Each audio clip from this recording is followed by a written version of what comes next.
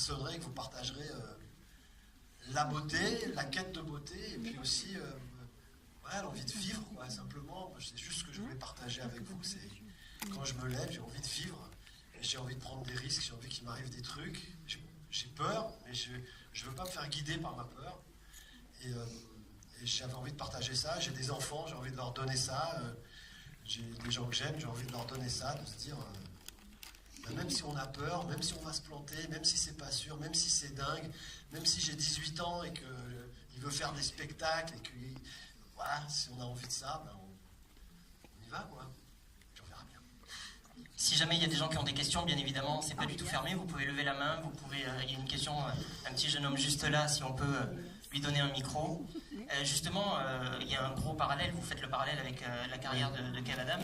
C'est vrai que dans le film, quand on connaît un petit peu votre histoire, il y a un gros parallèle. Vous vous êtes inspiré de ça aussi pour écrire, ou c'est venu après? Non, c'était l'idée de départ. Moi j'ai rencontré Kev, il avait 18 ans, j'étais à un moment de ma vie où j'étais très tranquille. Et puis lui il est arrivé, plein de rêves, plein de folie. Et voilà, je crois qu'on s'est apporté des choses mutuellement. C'est une histoire de transmission qui passe dans les deux sens. Oui ou non? C'est vachement beau les petites étoiles partout quand même. C'est hyper bien. Mais oui, clairement, tu m'as beaucoup apporté, je t'ai beaucoup apporté, et ce film est... Mais tu vois, ça me fait penser un peu au rêve justement, ces étoiles. C'est vachement bien, hein. Le ciel étoilé de Montpellier. Bah ouais, c'est hyper bien. Tu voulais poser une question? Oui, j'ai une question. Alors, est-ce que c'est possible d'avoir des autographes à la fin de la séance? Alors ça va être très difficile. Ça, c'est une question très technique, ça, tu vois. Et surtout, ça va être difficile parce qu'en fait, ils sont dans une course effrénée, je crois. Ils font une tournée dans toute la France. En fait, je vais te dire, le problème, c'est quoi? C'est que si je te dis oui, à la fin, tu vois, là, on va finir la présentation dans quelques minutes, et tu vas te lever. Du coup, il y a des gens qui vont se lever et on va faire des autographes. Et en même temps, le film, il va démarrer. Et du coup, ça va être une sorte de gros gloubi-boulga un peu bordélique, où genre, moi, je vais faire un autographe, mais au bout d'un moment, la salle de ciné, elle va aller dans le noir, et genre, je vais plus trop voir, et tu vas me dire, je m'appelle Michael Streleblugluk, et je vais dire, oh putain, je sais pas du tout comment ça s'écrit, mais vas-y, je vais faire. Tu vois ce que je veux dire? Donc, ce que je vais essayer de faire, peut-être, je vais essayer de choper des papiers, là, je vais en faire genre 40, et je les laisse à l'entrée du ciné. Tu vois ce que je veux dire? Oui. Comme ça, au moins, c'est le gloubi-boulga, mais moi, je suis pas là, tu vois. Je suis pas là pour le voir. Tu vois? Ok. Mais ouais, normalement, dans la vie de tous les jours, ouais, y a pas de problème, c'est toujours possible. Tout est possible.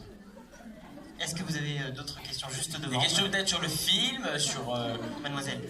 l'envie. Oui. Est-ce que avant de faire le film, tu avais quand même des bases en snowboard ou tu as tout appris dedans? Pas du tout. J'avais zéro base, j'avais jamais fait de snowboard de toute ma vie. Et j'ai été entraîné par des super profs. Par Jonathan Charlet, qui est celui qui fait ma doublure pour les grosses cascades en snowboard, qui est double champion du monde de freeride, un mec incroyable. Par un autre mec qui s'appelle Tony Roscoe, qui est un mec de Chamonix et tout, et qui m'a appris à faire du snowboard. Mais ça a pris quasiment un mois, et c'est très dur à apprendre le snowboard, parce que tu tombes beaucoup, et tu tombes sur les fesses, et donc tu peux pas t'asseoir, ce qui est quand même un plaisir dans la vie, s'asseoir, tu vois. Et là, tu peux pas du tout t'asseoir, donc c'est très particulier d'apprendre ce sport, et pourtant c'est un vrai bonheur une fois qu'on sait... Ah, excusez-moi. Ah, je ne répondrai pas car c'est un numéro masqué.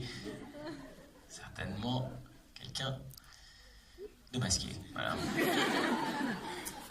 Donc voilà, ça a été très compliqué d'apprendre le snowboard. Très compliqué, mais aujourd'hui j'en fais bien. Enfin, j'en fais niveau 2 étoiles, on va dire. Ah, C'est oui, pas mal. attention, juste à côté. Je voulais savoir pourquoi avoir fait ce film en fait. Pourquoi avoir fait ce film? Ouais, pourquoi avoir dit oui à ce film? Pourquoi avoir dit oui à ce gars, quoi? Écoute, pour plein de raisons, ça serait très compliqué de t'expliquer ça en quelques phrases, mais ce qui est sûr, c'est que le message principal de ce film, les messages de ce film, sont des messages qui me tiennent à cœur depuis le début de ma jeune carrière, que j'ai envie de défendre toujours, et c'est des messages, si tu me connais un peu, et si ça fait un peu de temps que tu me suis, que tu connais déjà. Pardon? Genre tout est possible.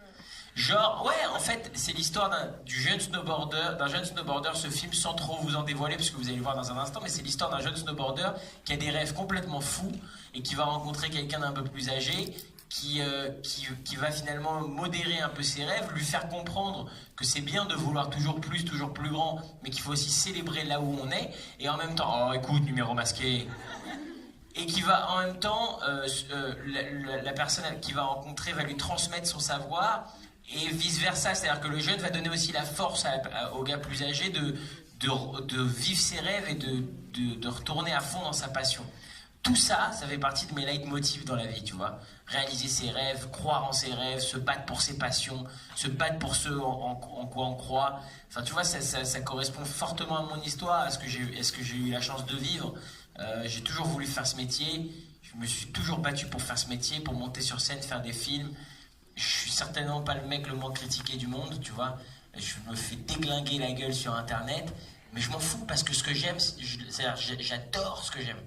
Et ce que ce gars il fait dans le film, il fait du snowboard, tu vois, dans le film, et il adore ça. Et quand tu lui dis, ouais, mais tu vas peut-être mourir si tu fais ça, il dit, ouais, mais moi j'adore ça. Et moi, si tu me dis, ouais, mais Kev, tu sais que tu vas peut-être mourir en faisant des films et des spectacles, je lui dis, ouais, mais j'adore ça, c'est-à-dire que je peux rien faire d'autre dans ma vie. Et j'aime ces histoires-là de passion. Quand tu te bats pour réaliser tes rêves et quand tu te dis, il n'y a aucun mur assez grand qui peut me stopper dans ce chemin vers mon rêve. Et c'est vraiment l'histoire de ce film et c'est ce qui m'a vraiment donné envie de le faire. Oui, mais justement, je veux juste te dire. Non, c'est trop tard. Désolée, C'est une question. C'est une ça... question. Range ce micro. C'est juste une note.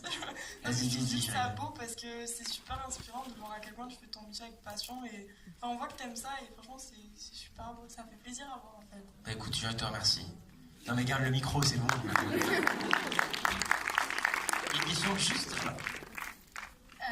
Est-ce que si ça aurait pas été Serge Hazanavicius qui aurait fait le film, là,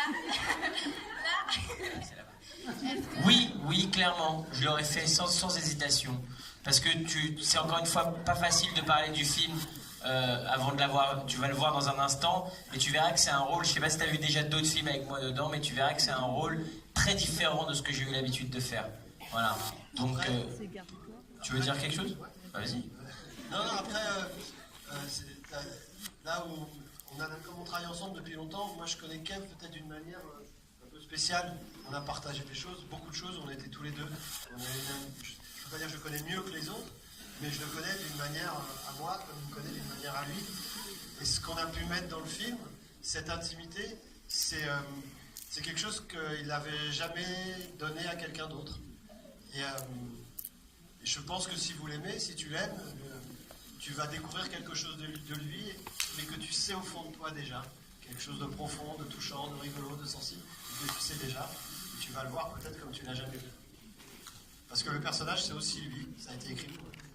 C'est ça en plus, c'est ça qui est important comme détail, c'est que Serge a écrit vraiment pensant à moi.